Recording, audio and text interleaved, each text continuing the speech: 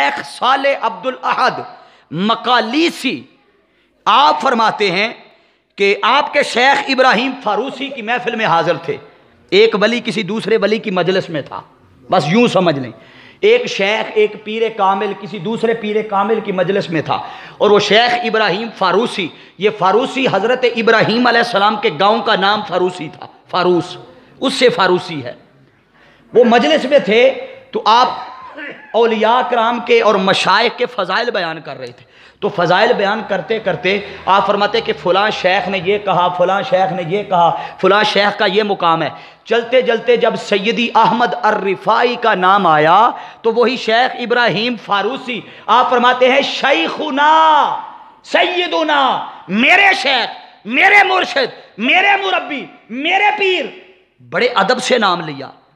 تو آپ فرماتے ہیں میں نے پوچھا حضرت جب باقی پیروں کا نام لیا تھا تو آپ نے سیدھا سیدھا کہا فلاں شیخ فلاں شیخ فلاں شیخ، جب سیدی احمد رفاعی کا نام لیا تو آپ نے کہا شیخنا، میرے شیخ، سیدنا، میرے سید، میرے سردار، میرے مرشد، میرے مربی، ان کا نام بڑے ادب سے لیا ہے. آپ دیکھیں ہمارے معاشرے میں بھی ہے نا، کوئی اپنے پیر کا ذکر کرے تو وہ دل ہوندا میں بغیر وضو تو پیر دا بھی نام نہ لواں. بھئی گل ٹھیک ہے یا نہیں؟ تے دوجے پیران وہ فلاں پیر دی گل ہے، وہ فلاں پیر دی گل. ادب سب کا کریں. ہم اہل سنت ہیں، ہم اہل محبت ہیں، ہم آپ کو سب کے بارے میں محبت کا منہاج القرآن والے پیغام دیتے ہیں کہ ہر ایک کا ادب کرو. کیوں کہ ادب پہلا کرینہ ہے محبت کے کرینوں میں. ادب پہلا کرینہ ہے، بولیے، محبت کے کرینوں میں. تو آپ فرماتے ہیں کہ میں نے پوچھا کہ یہ اپنے پیر کا نام بڑے ادب سے لیا ہے، تو آپ نے جواب دیا ہاں میں اس شخص کا نام ادب سے کیوں نہ لوں جس نے مردوں کو بھی زندہ کیا ہو. جس نے مردوں کو بھی. آپ نے پوچھا یہ کیا واقعہ ہے؟ اب وہ شیخ ابراہیم نے پوچھا کہ یہ کیا واقعہ ہے کہ مردوں کو زندہ کرنا. آپ واقعہ سناتے ہیں آگے. آپ فرماتے ہیں کہ علماء اور صوفیاء کی مجلس لگی تھی. رات کو ہم ایک مجلس میں گئے، وہاں کھانا کھایا، مغرب کی نماز پڑھی، رات کو ریسٹ کیا. اب جب سرگی کا وقت ہوا نا، سحری کا وقت، تو اس وقت مشائخ وہ انہوں نے محفل سماع کا آغاز کیا، جسے قوالی کہتے ہیں آپ. محفل سماع ہوئی تو محفل سماع میں لوگ وجد میں آ گئے. اب جب وجد میں آئے تو وہ جو شیخ ابراہیم تھے ان کا بیٹا تھا، وہ وہاں آرام فرما رہا تھا، انہی صوفیاء میں سویا ہوا تھا. تو وہ جب قوالی سن کر وجد میں اور رقص میں آئے تو پاؤں کے نیچے وہ شیخ کا بیٹا کچل کر مر گیا رقص کرتے ہوئے. اب آپ یہاں بھی کہیں گے کہ یہ رقص تے وجدیاں گلاں کتھوں لے آیا، یہ کتھوں لے ہے؟ یاد رکھ لے، یہ بات کچی نہیں کر رہا. یہ رقص جو ہے نا، رقص، یہ آقا علیہ الصلوۃ والسلام کی حدیث پاک سے ثابت ہے. پریشان ہو گئے ہو؟ میں بس چھوٹی جی دلیل دے دینا.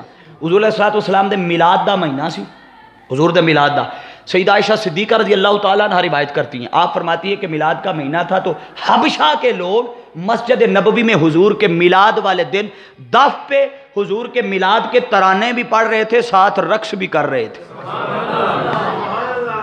ساتھ رقص بھی کر رہے تھے. تو اس کا مطلب یہ ہے کہ اگر حبشہ کے لوگ حضور کے سامنے رقص کر رہے ہیں اور حضور منع نہیں کر رہے تو رقص جائز ہے.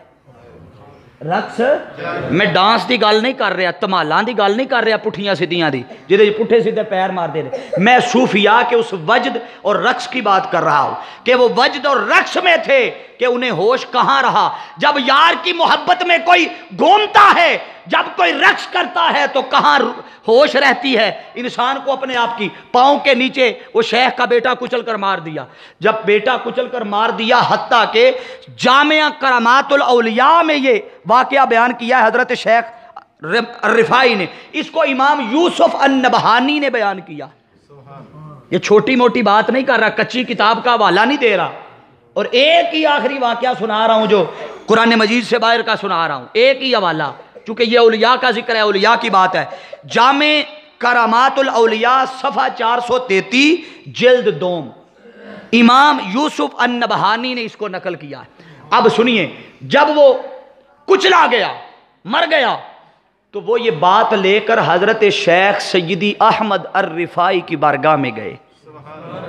جا کر درخواست کی کہ یوں یوں بیٹا نیچے آ کے لوگ رقص کر رہے تھے تو کچلا گیا ہے.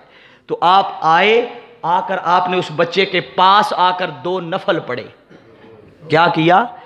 اللہ کو اللہ کا ولی پھر بھی نہیں بھولا. پہلے اللہ کی عبادت ادا کی، پہلے اللہ کو معبود مانا، اس کے ساتھ کسی کو شریک نہیں ٹھہرایا. اس کے بعد وہ جو توتل ملک کا فیض تھا، وہ جو یحیی و یمیت کا فیض اللہ نے نبیوں کو دیا تھا، اس فیض کی برکت سے نماز پڑھ کے اللہ کے حضور دعا کی تو وہ جو رقص کرنے والوں کے قدموں کے نیچے بچہ کچلا گیا تھا، حضرت سیدی احمد رفاعی کی دعا سے دوبارہ زندہ ہو گیا. وہ دوبارہ زندہ ہو گیا.